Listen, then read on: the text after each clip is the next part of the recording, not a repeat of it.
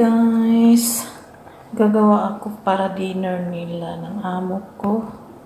Ito yung ano nila guys, full. I-crush muna na ko muna siya. Nasa cans to guys.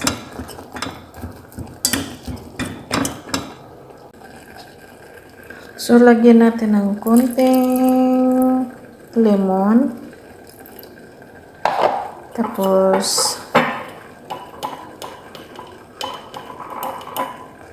konting asin, tapos garlic,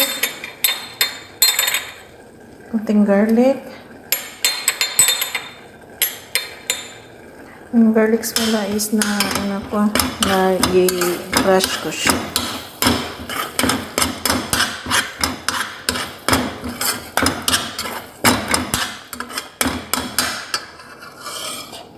Ito lang yung